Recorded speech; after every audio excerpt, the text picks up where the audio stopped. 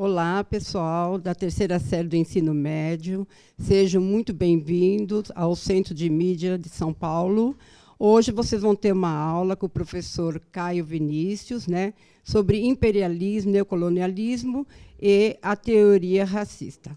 Então, eu passo a palavra para o professor de História, Caio Vinícius. Boa noite a todos, boa noite, Cléo. Falar mais uma vez, obrigado pela presença de todos vocês aí que estão assistindo a nossa aula, focado aí nesse ensino médio, nesse momento um pouco diferente. Antes da gente começar a falar da nossa aula, vamos fazer alguns acordos básicos, tá? Combinar como que a gente vai fazer para que a gente tenha um melhor desenvolvimento, melhor aproveitamento desse momento do ensino à distância.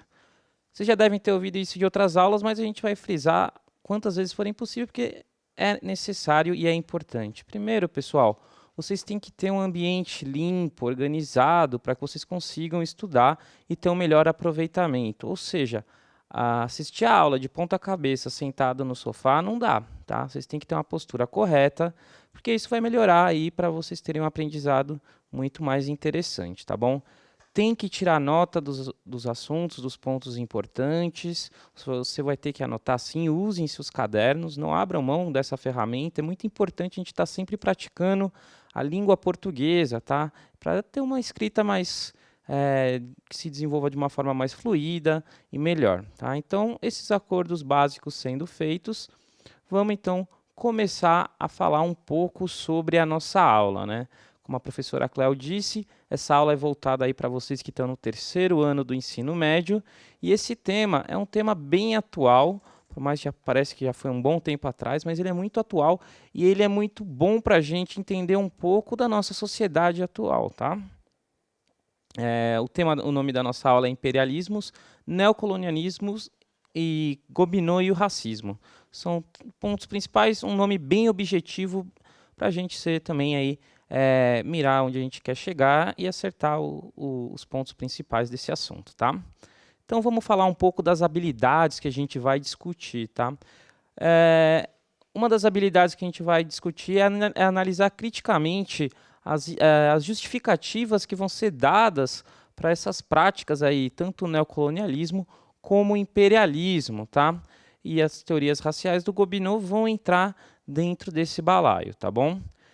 Interpretar as realidades históricas a partir de conhecimentos sobre economia e as práticas sociais também é um ponto importante que nós vamos trabalhar e debater algumas questões relacionadas a preconceitos étnicos, culturais, religiosos que estão presentes na nossa história, tá bom?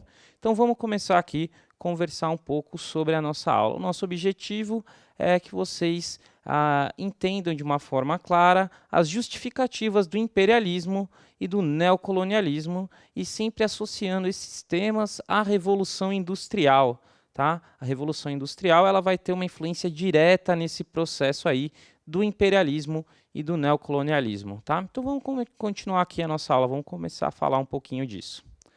Para a gente começar a falar disso tudo, a gente tem que entender o que era a Europa no século XIX. Gente, a Europa ela vai viver um momento no século XIX como nunca aconteceu antes na nossa história, tá?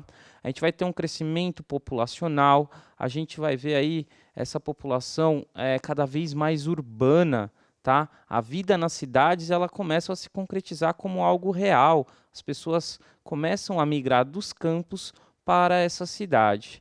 Uma das causas dessa migração do campo para a cidade é associado justamente à produção industrial. Essa produção industrial que vem com a Revolução Industrial, ela vai revolucionar a forma do homem viver.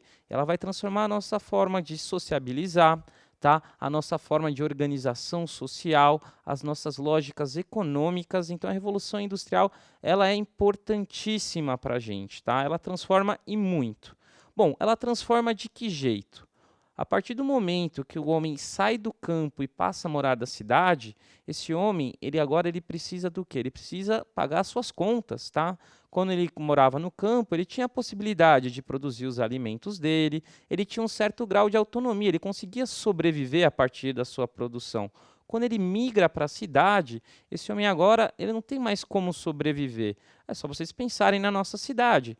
Quem aqui consegue ter uma horta que sustenta a família inteira por um ano? Ninguém, tá? Então, como que vai mudar essa lógica? Vai entrar o emprego, o trabalho. Então, as pessoas agora elas vão começar a trabalhar nessas indústrias. Então, as indústrias elas vão abrir muitas vagas de emprego, permitindo que essas pessoas migrem do campo para a cidade e consigam sobreviver nesses ambientes urbanos, tá? Isso daí, como eu falei, está atrelado à Revolução Industrial, que vai ser muito fomentada porque as indústrias elas precisam vender muito.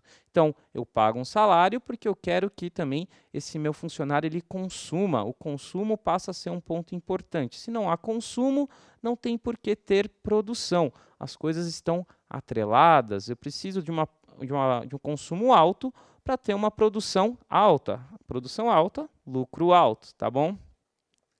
Acontece, gente, que a Europa ela é um cosmo pequeno, é um ambiente que é limitado. Tá? Se a gente comparar, por exemplo, o território brasileiro com o território europeu, o território brasileiro é quase do tamanho da Europa Ocidental, se não for igual ou maior, é muito próximo. Tá? E a gente está falando de um continente ali que tem diversos países. Então, por mais que você tenha ali um aumento de consumo por parte dessa população, por mais que você tenha um aumento na produção industrial, a Europa ela não consegue sustentar um crescimento num nível tão alto para continuar gerando esse lucro que essas indústrias precisam. Tá? Dessa forma, essas nações industrializadas na Europa, tá? Elas começam a voltar seus olhos a antigas regiões que eles já conheciam. E agora eles vão mudar a abordagem em relação a essas regiões. Eles vão passar a usar essas regiões para garantir que essa indústria, que essa estrutura econômica nova consiga se tornar cada vez mais bem sucedida. Que regiões são essas que a gente está falando? A gente está falando da África e da Ásia, tá? As duas principais regiões que vão ser aí o foco desse momento aí da era industrial, tá bom? Vamos lá então. Vamos falar então um pouco do que é esse imperialismo e o neocolonialismo. O imperialismo e o neocolonialismo eles são uma ocupação direta ou indireta de territórios. Ela é uma dominação, uma prática de dominação de uma nação a outra, ou de uma nação a um outro povo, não necessariamente um país. Tá? Essa prática ela vai ser utilizada por diversos países. Ela não é restrita única e exclusivamente às nações europeias. A gente vai ver alguns países, por exemplo, como o Japão, praticando esse imperialismo. A gente vai ver os Estados Unidos praticando esse imperialismo também. Então, é uma variedade de nações que vão praticá-los. Tá? O imperialismo, como eu estava falando para vocês, ele é indireto. O que seria essa dominação indireta? É uma dominação principalmente econômica, política. Então, vamos pensar que o Brasil ele se torna independente de Portugal, mas não demora muito, a gente passa a ser dependente de quem? Da Inglaterra. A Inglaterra passa a ser a grande financiadora da economia brasileira. Então, a Inglaterra não vai chegar aqui no Brasil e ocupar o território com soldados, exércitos. Não, ela cria uma dominação econômica dessas regiões. Tá? Então, por isso que a gente fala que é indireto. Você não vai interferir diretamente nesse território, você deixa um certo grau de autonomia, tá? Uma dominação econômica. Enquanto o neocolonialismo ele caminha já no sentido também de dominação econômica, só que com uma intervenção concreta desses estados aí industrializados nessas regiões e nesses países. Então eu vou chegar assim, os países vão chegar com seus exércitos nessas regiões e vão ocupar, eles vão formar governos, tá? Isso é uma ocupação, é uma prática direta e vai acontecer principalmente na África e na Ásia, tá bom? Vamos lá então. Quais são as causas desse neocolonialismo e desse imperialismo? Uma das primeiras causas que a gente vai sempre levar em consideração é a busca por matérias-primas. Lembra que a gente começou a aula falando da Revolução Industrial, de como ela transforma? Uma indústria, para que ela tenha um funcionamento, ela precisa o quê? De ter as matérias-primas. As matérias-primas são os ingredientes dessa indústria, tá? Então, quanto mais barato eu pago nessa matéria-prima, mais barato eu consigo fazer o meu produto, por consequência, meu produto ele se torna extremamente interessante para o mercado consumidor. Tá? Então, essas nações europeias, como eu falei, a Europa é pequena.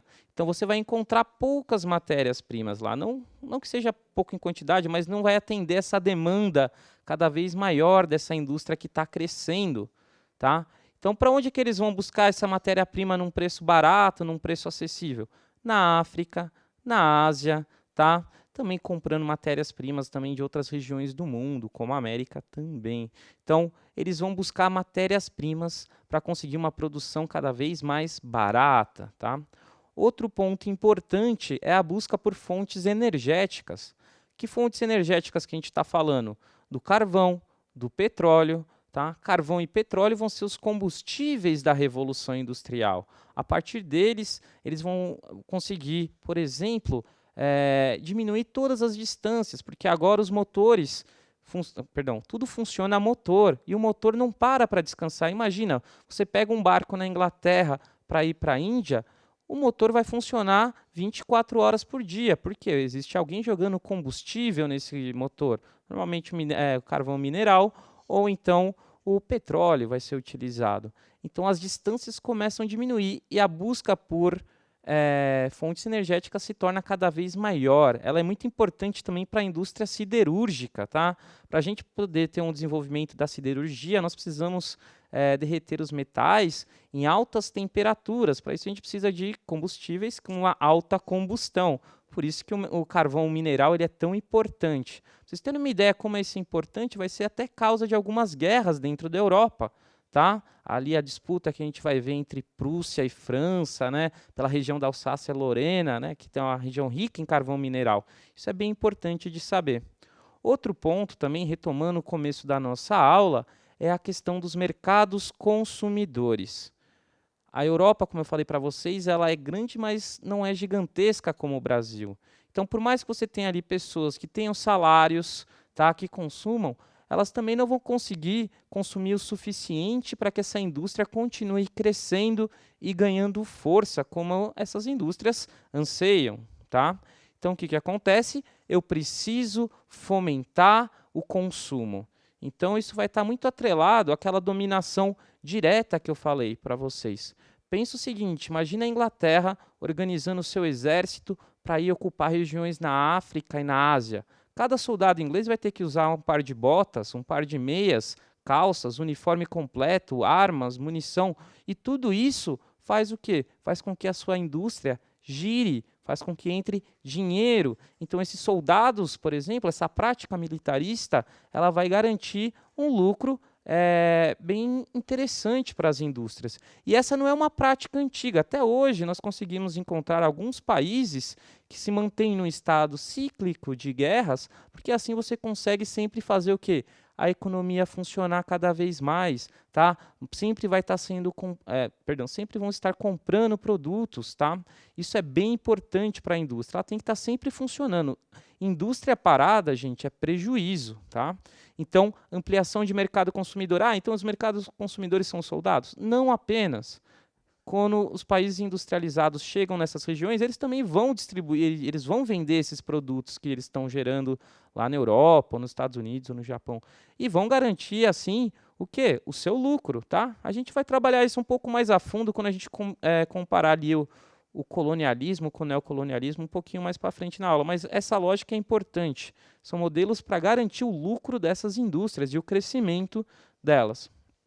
Outro ponto importante que a gente vai encontrar aqui é que a gente tem um excedente populacional na Europa cada vez mais ocioso. Tá? Por mais que essas indústrias cresçam, você gera ali uma quantidade de pessoas que acabam ficando marginalizadas, que não vão ter acesso ao emprego. Então, os países querem arranjar alguma solução para essas pessoas, então começam um processo de neocolonialismo. Então, eles começam a ocupar novas regiões. Então, se a Inglaterra, por exemplo, chega com o seu exército e conquista uma região, vão ter pessoas da Inglaterra, colonos, que vão para aquela região para tentar fazer fortuna.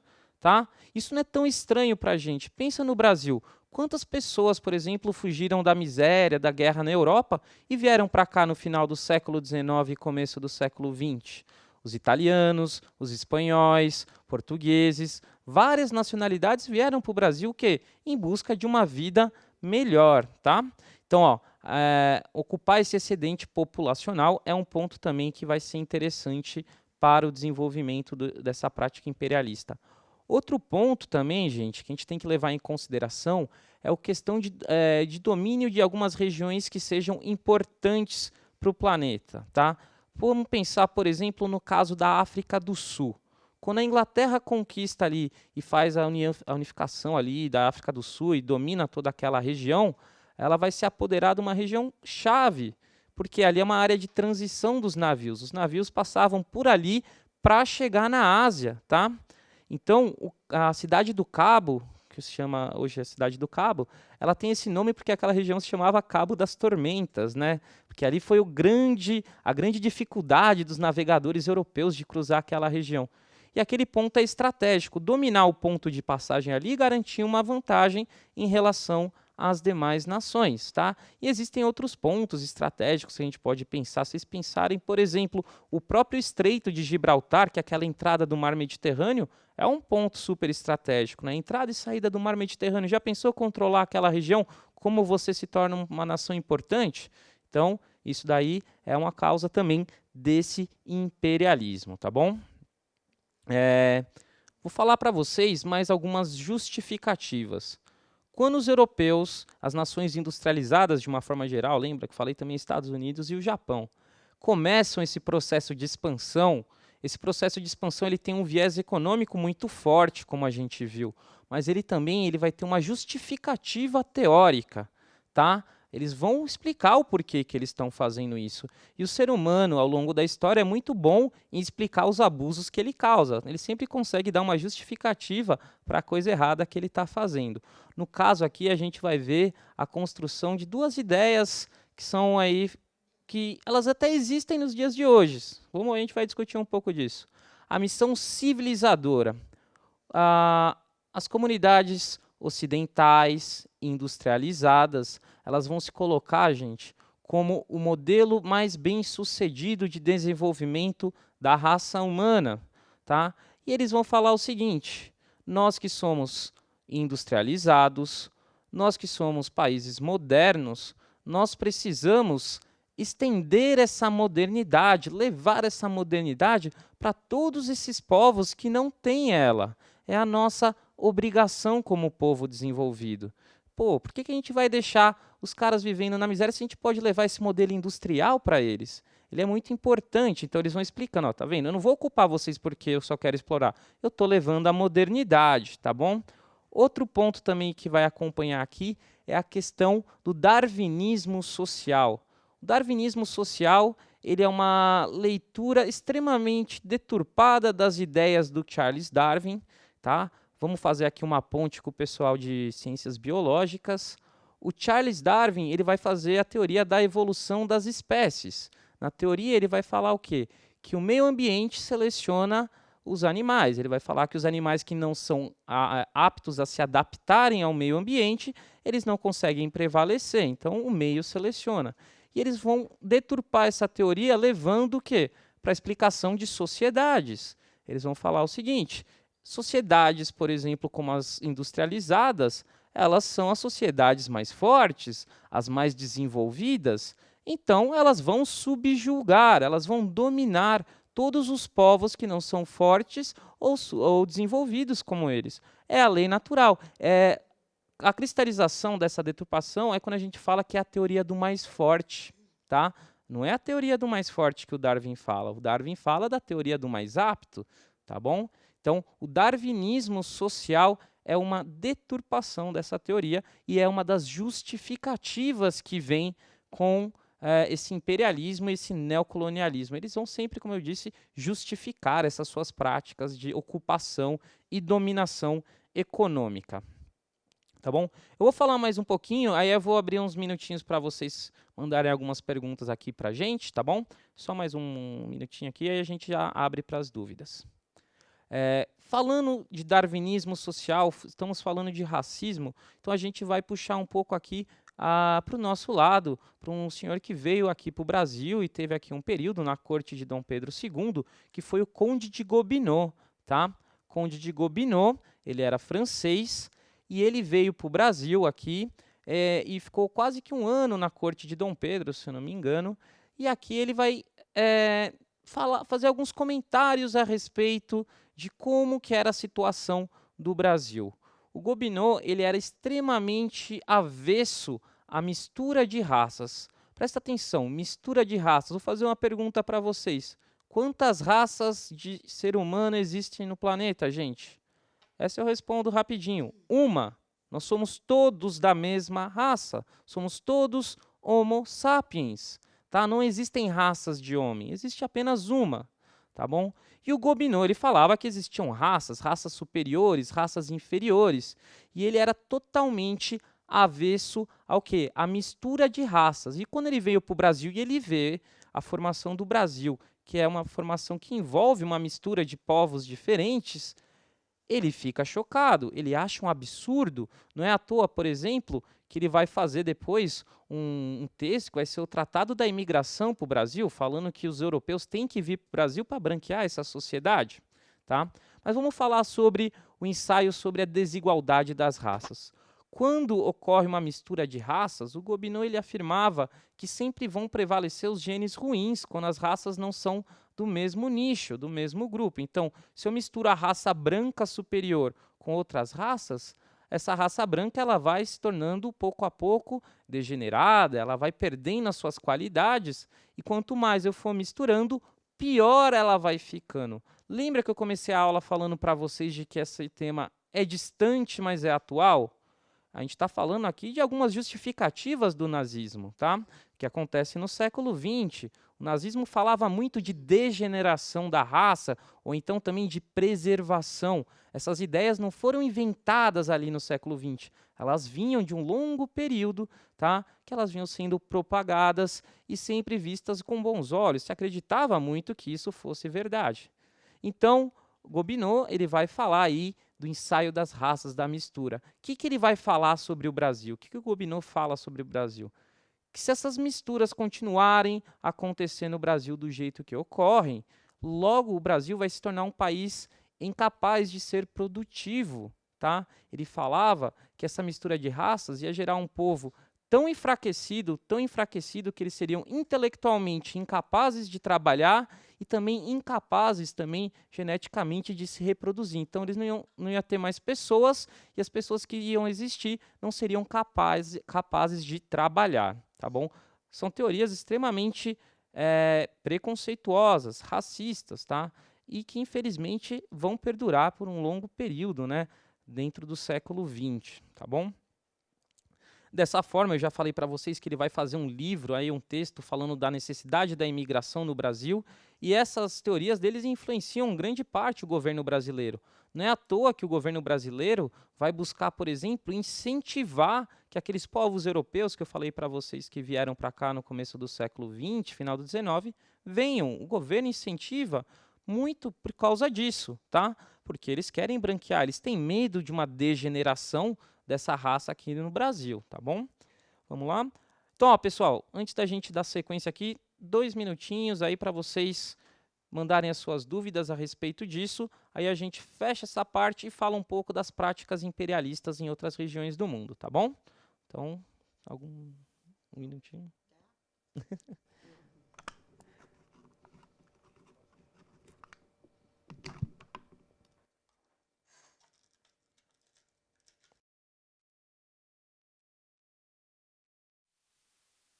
Importante, bebam água. Nenhuma dúvida? Então, ó, vão pensando aí, se chegar no fim da aula aparecer alguma coisa, aí a gente fala sobre isso, tá? Então, eu queria comentar com vocês o quadro aqui de colonialismo e neocolonialismo, tá bom? Vamos começar, pessoal, com uma análise simples de palavras. Vamos falar um pouco do neocolonialismo, tá? Por que é neo? É novo. Então, ó, tá um do lado do outro ali. O primeiro momento do colonialismo ele vai se dar ali do século XV ao século XVIII. Poxa, mas que ano que é isso, cara? Eu não entendo. Eu explico para vocês. Século XV vai pegar ali de 1400 até 1700, no século XVIII, tá bom? É o período das grandes navegações aí por um bom tempo, até ali mais ou menos o final da Revolução Francesa, né? Que vai ser essa duração.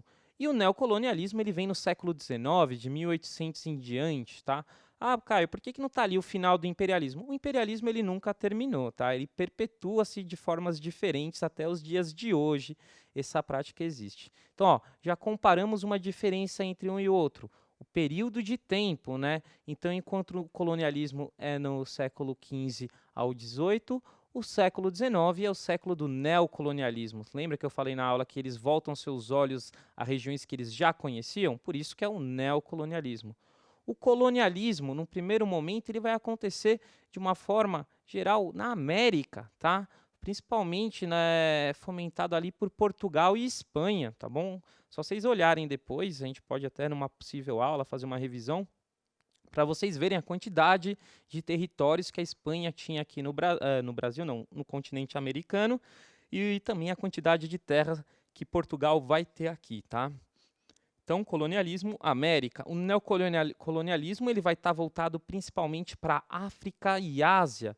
Ah, mas você não falou que o Brasil vai ser dominado pelo imperialismo? Vai também, tá? Mas aí a gente vai fazer um parêntese mais para o fim da aula, vocês vão entender. Então, América, colonialismo, África e Ásia, neocolonialismo, tá? O colonialismo ele vai ser fomentado também pela prática do mercantilismo estatal. Então vamos fazer uma breve revisão sobre o que é isso. Mercantilismo estatal, apesar que ó, vocês lerem tudo já está bem aqui, então a gente vai repetir. Ó. Ele é baseado, gente, num conceito clássico de história que é o pacto colonial, que é mais ou menos assim, vamos pensar Brasil e Portugal. Portugal colonizou o Brasil, Portugal passa a ter exclusividade a tudo que é vendido no Brasil e passa também a ser a única nação que pode vender produtos para o Brasil. Essa prática comercial ela serve para garantir que Portugal sempre tenha o quê? Uma balança comercial favorável, ou seja, eles vão vender muito mais do que comprar. Então, Portugal vinha aqui e comprava os produtos agrícolas, a cana-de-açúcar, né, o açúcar, vendia na Europa e quando chegava aqui no Brasil, ela vendia os tecidos ingleses, tá, os produtos industrializados ou manufaturados da Europa. E por que isso dava lucro? Porque como só Portugal podia vender, tá ali, ó, monopólio comercial, só Portugal pode vender, monopólio. Então, eles punham o preço que era de melhor interesse para eles. E os colonos que aqui viviam, tá, não tinham opção de pagar um preço menor. É exclusividade, né? Monopólio português na venda de produtos. Bom, então, o mercantilismo estatal e o monopólio comercial é isso. Vamos ver então o que seria esse monopólio capitalista apoiado pelo Estado. Lembra que eu falei para vocês que a Inglaterra ia mandar soldados para ocupar várias regiões? Isso daí é a prática do Estado ajudando o quê? As suas indústrias. Então a Inglaterra vai fazer de tudo para garantir com que as suas indústrias consigam ter um máximo de desempenho. Então, para isso, eu vou conquistar novos territórios, eu vou garantir novas regiões de influência. E dessa forma eu mantenho o meu capital girando, né? Eu mantenho o dinheiro entrando nessas nações. Isso vai vir acompanhado também da exportação de capitais, né? Em alguns momentos você tem a dominação física direta com soldados, em alguns outros momentos a gente vai ter também uma indireta ali, né? Da questão dos empréstimos bancários, a dominação financeira por parte dessas nações. Vamos comparar agora as justificativas de cada modelo, né, do colonialismo e do neocolonialismo. O colonialismo ele tem como uma das suas justificativas, tá, a fé cristã, a busca por novas almas, tá? Esse período do século XV ao século XVIII, a Europa ela vai passar por grandes turbulências na questão religiosa. Vão aparecer novas religiões, tá? Ou releituras do cristianismo. A gente vai ter o anglicanismo, calvinismo, luteranismo, entre outras, tá? Então, a questão da fé ela é muito importante. Então, nós precisamos ampliar a fé cristã e vai ser amplamente fomentado ali pela própria Igreja Católica, né? Ela vai criar ali alguns grupos específicos de missionários, que são uma mistura de padres, né, com soldados, um treinamento bem, bem duro. E esses padres, são os jesuítas, eles vão ocupar várias regiões, tá bom? O neocolonialismo ele vai ter a sua justificativa na missão civilizadora que a gente falou, né? A sociedade mais moderna tem que ocupar aquela região, o homem branco tem que levar a modernidade, tá? E, bom, outro, para a gente fechar aqui, a gente tem o capitalismo comercial e, de um outro lado, o capitalismo financeiro ou monopolista. Tá? Qual que é a diferença do capitalismo comercial? O capitalismo comercial ele se dava a partir o lucro vem do comércio de mercadorias. Então, lembra que eu falei, Portugal vem para cá buscar um produto que não tem na Europa, leva para vender lá. Tá? Isso daí é o mercantilismo, tá bom? Bom, o neocolonialismo vai ter o capitalismo financeiro e o monopolista. Também é bem parecido, a garantia ali dos monopólios na exploração dessas regiões que vão ser ocupadas, né, ou próximo a isso, e também o desenvolvimento cada vez melhor e maior do sistema financeiro, né, essa dependência financeira que vai acontecendo, tá bom? Então, vamos falar um pouquinho agora de como que essas práticas imperialistas elas vão se desenvolver e quais são algumas das suas consequências para o resto do mundo, essas regiões, tá? O primeiro ponto que a gente tem que falar, pessoal, é a Conferência de Berlim, tá? Ela vai ocorrer entre 1884 e 1885, tá? Ela vai ser extremamente interessante para um país que acabou de nascer na Europa, que é a Alemanha. Vamos fazer aqui um parênteses. Vamos pensar no seguinte: todas as nações aí que eu falei para vocês, boa parte delas são europeias, são industrializadas. Mas nem todas as nações já existiam da forma como a gente sabe. Então, o princípio de quem se formou primeiro vai conseguir mais áreas de influências, mais regiões para explorar, funciona aqui. Então, se no colonialismo Portugal e Espanha conseguem se dar muito bem porque eles se formam primeiro como nação, dentro da Revolução Industrial, a gente vai dar destaque para a França, para a Inglaterra, tá? E outras nações. França e Inglaterra vão ter bastante força, porque elas são ali ó, a base de surgimento dessa Revolução Industrial. Se a gente olhar para o mapa aqui, ó, presta atenção no mapa de até 1870 e depois no mapa ali no pós-conferência de Berlim. A gente vai ver que na África, quem que vai estar ocupando aquelas regiões? Principalmente Inglaterra, França, e você tem algumas regiões também pertencentes a Portugal. Eles são os grandes donos. Com o desenvolvimento da indústria, alguns países vão ampliar essa dominância, principalmente França e Inglaterra. Se a gente olhar no mapa ali de 1895, a gente vai ver que França e Inglaterra dominam grandes porções da África, tá? E por que eles conseguem isso? Porque eles já eram nações estruturadas, tá? Eles já tinham seus exércitos consolidados, eles conseguiam fazer esse processo de uma forma mais eficiente. E isso vai desagradar algumas nações, porque, por exemplo, tinha uma nação ali que era pequenininha, que vai se formar e vai virar a Alemanha, que era a Prússia, tá? A Prússia ela consegue se unificar, formar a Alemanha. Lembra que eu falei da disputa entre França e Prússia? Essa disputa envolve a formação da Alemanha, né? O surgimento da Alemanha. E em 1870, a Alemanha surge para o mundo. E a Alemanha surge para o mundo como uma grande potência industrial já. Para vocês terem uma noção, a gente está falando de 1870, no ano de 1900, a produção industrial alemã já era equivalente à produção inglesa, tá? Elas competiam de igual. Um país que já vivia, por exemplo, a Inglaterra, que já vivia a Revolução Industrial há mais de 100 anos, de repente tem um adversário que consegue combater ou lutar de igual para igual por mercados consumidores e que acabou de se formar. E a Alemanha tem plena noção das suas capacidades e das suas qualidades.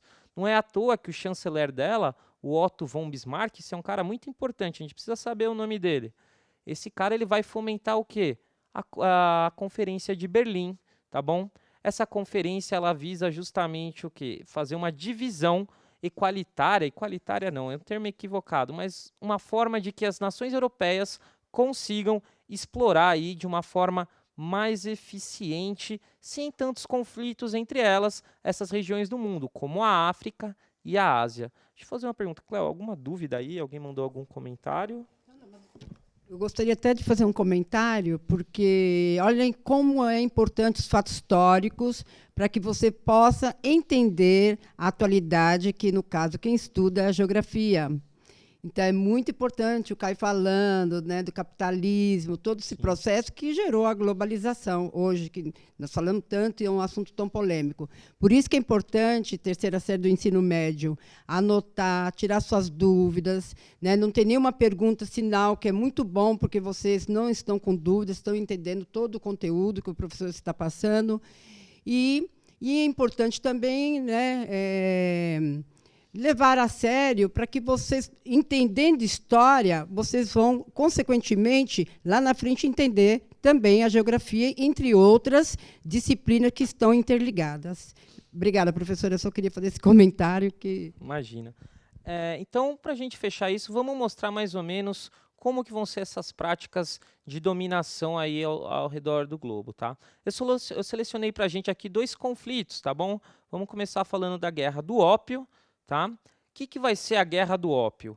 A Inglaterra, pessoal, quando ela começa a procurar novas regiões, não só a Inglaterra, mas outras nações europeias e industrializadas, quando eles chegam lá na Ásia e eles olham para a China, e veem na China uma região que tem possibilidades muito grandes de lucro. A China já era uma nação estruturada havia muito tempo. Você tem ali uma população extremamente grande que ocupa aquela região, já organizada, então você tem os meios para difundir os seus produtos, tudo já previamente pronto. O que as nações precisam fazer? Ocupar. De uma forma geral, como que vai se dar essa Guerra do Ópio?